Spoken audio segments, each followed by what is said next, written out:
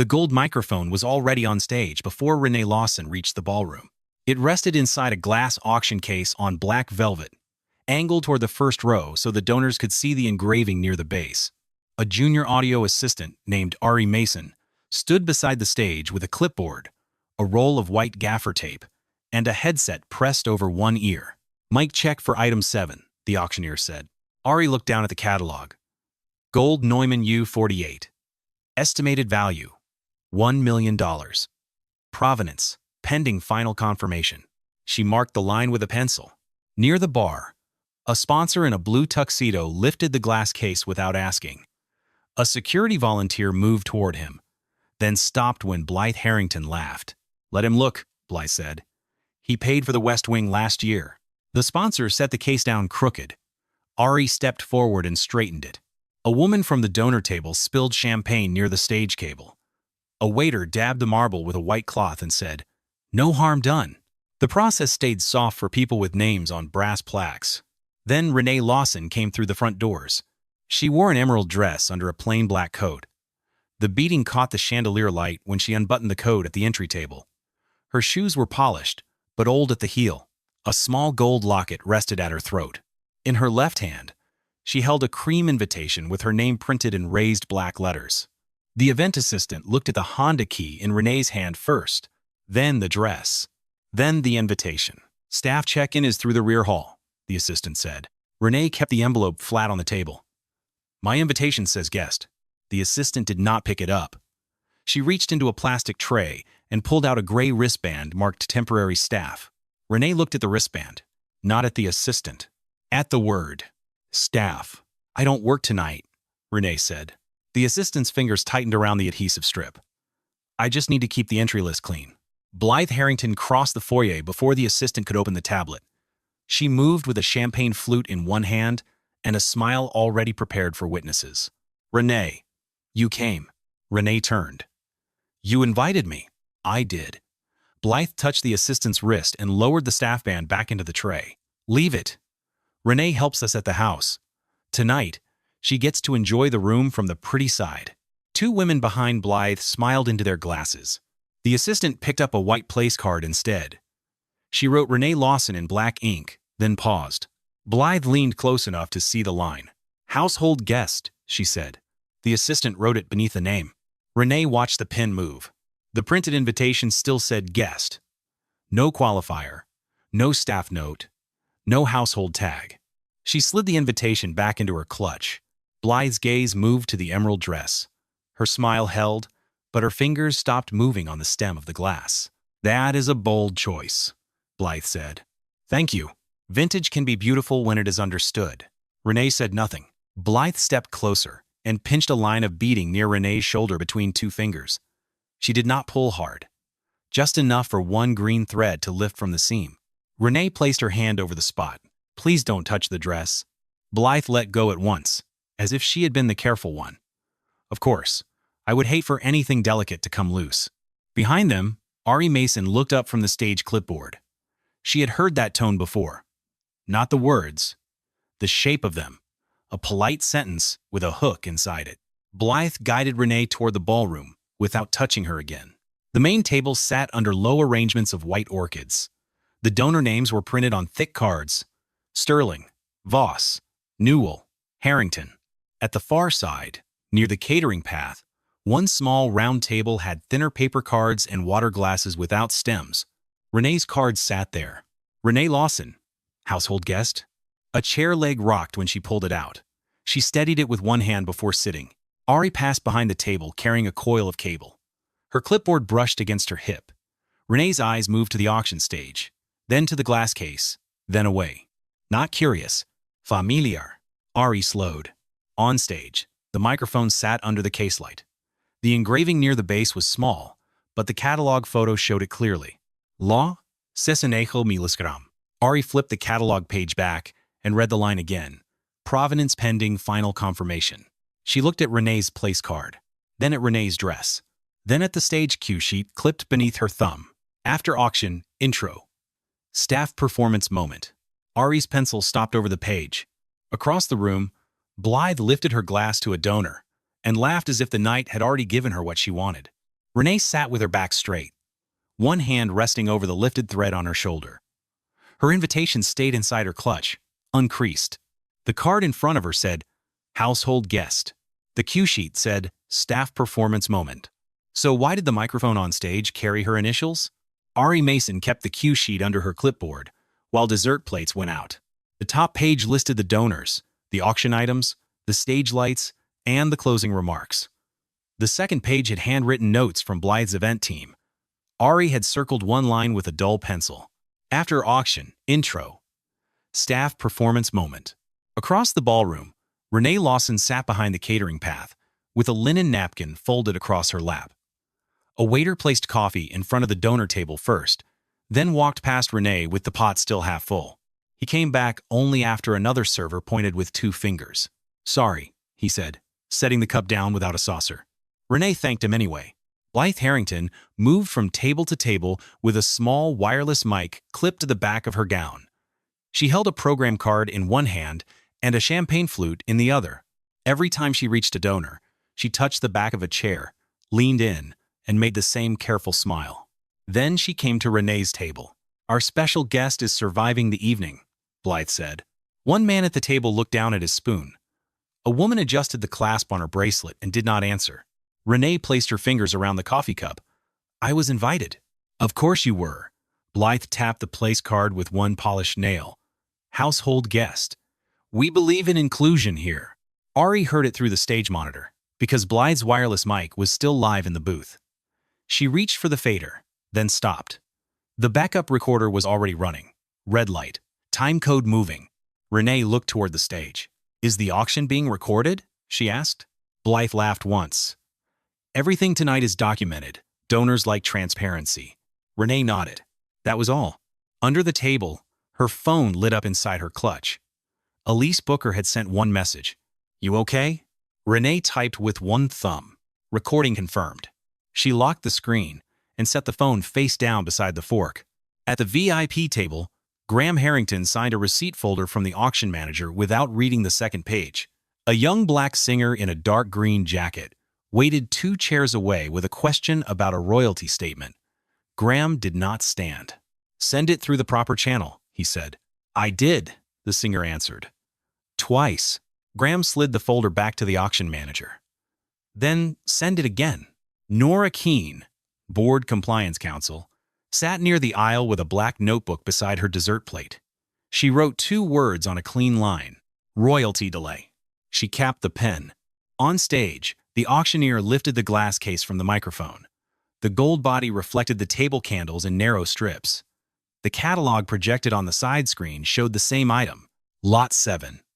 Gold Neumann U, 48. Provenance pending final confirmation. Estimated value, $1 million. Ari pulled up an archive photo on her small laptop. Madison Square Garden, 1996. Renee Lawson, younger, in an emerald dress, holding a gold microphone with a small dent near the base. Ari enlarged the image until the serial number came into focus. Lo 96 milligram. She looked at the microphone on stage. Sama mark. Sama dent. Blythe stepped into the light with her program card. Before we begin Lot 7, we have something a little different, she said. A reminder that music belongs to everyone, even the people who usually hear it from the hallway. A few donors smiled. One man near the bar lifted his phone, then lowered it when his wife touched his sleeve. Blythe turned toward the far table. Renee, would you join us? Renee stood slowly. She did not smooth the dress. She did not look at the people turning in their chairs. She picked up her clutch, walked between 2 tables, and stopped at the stage steps. Blythe held out the microphone. You hum through my house every week, she said. Let's see what the old mic can do. Renee looked at the microphone before taking it. Her thumb moved once over the dent near the base. Then she looked toward the sound booth. Is the room live?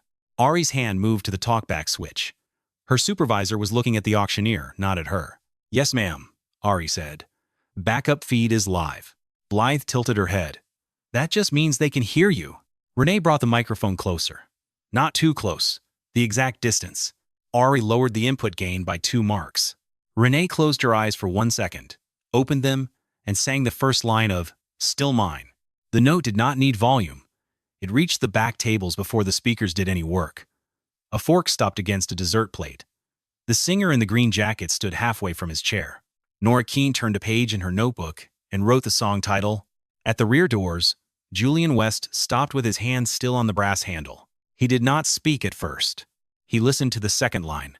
Then he looked at the screen, at the catalog, at the microphone in Renee's hand. "Nora," he said. Nora stood. "Freeze the auction record," Julian said. "Do not let Lot 7 leave this room." Blythe still held the program card against her waist. She thought the problem was the song. She had not looked at the cue sheet. She had not looked at the red recording light. She had not looked at the serial number. She thought she was running the event correctly. That was the part worth watching. Nora Keene reached the stage with the auction catalog folded open in one hand. She did not touch Renee. She did not touch Blythe. She set a black notebook on the podium, uncapped her pen, and looked at the microphone in Renee's hand. "Please place Lot 7 back in the case," Nora said. The auctioneer looked at Blythe first. "Wrong person." Julian West repeated it from the bottom step. "Back in the case." Renee turned the microphone once before setting it down. The gold base faced Nora. The small engraving sat under the stage light. Lech 96 millisgram. Nora wrote the serial number in her notebook. Then she looked toward the sound booth. "Ari, print the cue sheet." Ari Mason pulled the second page from her clipboard and fed it through the side printer. The machine dragged the paper in slowly.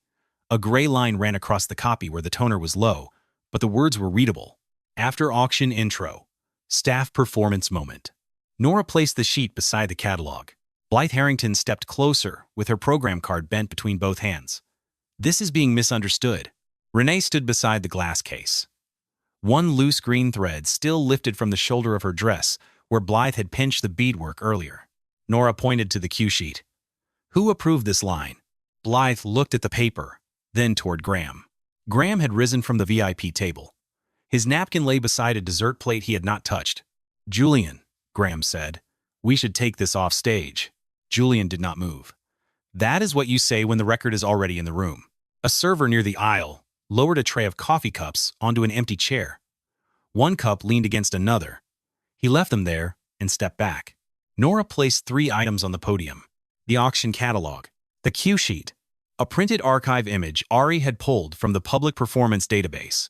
Madison Square Garden, 1996.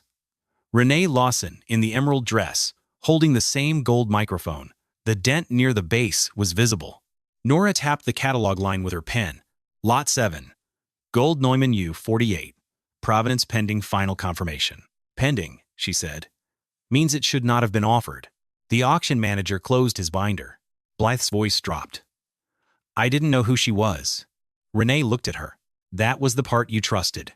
Blythe opened her mouth, then closed it. The program card folded in half under her thumb. Julian turned to Graham. "Your office signed the donor release for this item." "My assistant routes those," Graham said. Nora flipped to a tabbed page in her notebook. "The release was approved under your executive login at 9:12 on Monday morning. The same login closed 4 royalty disputes last quarter." At the back table, the young singer in the green jacket opened his email thread on his phone. The subject line read, "Unpaid mechanical royalties. Third request." He did not send it. He held the screen low, where the woman beside him could see. Graham looked toward the exit. A security volunteer shifted one step. Julian shook his head once. No show. No hands. Just the door left open. Julian faced the board table. Emergency hold. Lot 7 is withdrawn. Graham Harrington is suspended from executive authority pending outside audit. Nora. Preserve the royalty ledgers, donor releases, artist complaint files, and tonight's event feed under legal hold. Nora wrote each item down. Blythe whispered, "This is my event." Julian looked at the orchids, the donor cards, the stage monitor, and the glass case holding the microphone. Not anymore. Ari changed the slide on the side screen. Lot 7 withdrawn pending ownership review. Then Nora added a second slide. Event program under compliance review. That was the first consequence Blythe could not smile through. Her name remained on the printed program. Her authority did not. A trustee at the front table removed the Harrington Foundation seal from the auction folder and slid it into a plain envelope. Another trustee walked to Blythe, reached behind her gown, and unclipped the wireless microphone pack from the small belt under the fabric. Blythe stood with her hands at her sides. No one asked her to continue. The next morning, Dana Holt ran the story with documents, not gossip. The video showed Blythe's words. The article showed the cue sheet, the catalog line, the serial number, and the archive image from Madison Square Garden. The donor chat came later, leaked by someone who had laughed first and protected herself second. By Friday, Blythe was removed from the foundation board. The gala funds were redirected into an independent music education account outside Harrington control. Donors received correction notices, with one sentence printed near the top. The event program misidentified a guest and used her image and performance without informed consent. Blythe posted an apology from a white sofa in a room arranged too carefully. Renee did not respond. Graham's badge stopped working the following Monday. Not in a meeting. At the elevator, the reader flashed red. He tapped again. Rel. The receptionist looked at the monitor, then handed him a visitor sticker. "Compliance will meet you downstairs," she said. Graham held the sticker by the edge. His name was not printed on it. Only visitor. The audit opened the files Julian had been building for months. Delayed royalties, buried complaints, contracts that charged young artists for services they never received. Nora brought in outside counsel. Where the law allowed it, former employees were released from old non-disclosure language. Several artists received corrected royalty statements with numbers that matched their own records for the first time. Renee gave no victory interview. She signed one transfer form after ownership review, confirmed what the serial number had already said. The microphone came back in a padded case, with a white evidence tag still looped through the handle. 6 months later, Renee stood in the new archive room at Asterline Talent. The walls held master tapes, corrected catalog cards, and contract boxes labeled by artist name. Ari Mason worked at the long table, scanning old performance sheets into the restoration system. Rafael Soto stood near the door with a guest badge clipped straight to his jacket. Julian set the microphone case on the table. "You could put it in your office," he said. Renee read the corrected catalog card. Renee Lawson. Original performer. Registered owner. Madison Square Garden. 1996. She closed the case. Not until every name on the record is right. The microphone was not a trophy anymore. It was a corrected file with weight. And if a cue sheet can turn a guest into a staff performance before she even reaches the stage, check the record before you clap for the program. This is a fictional story created for storytelling purposes.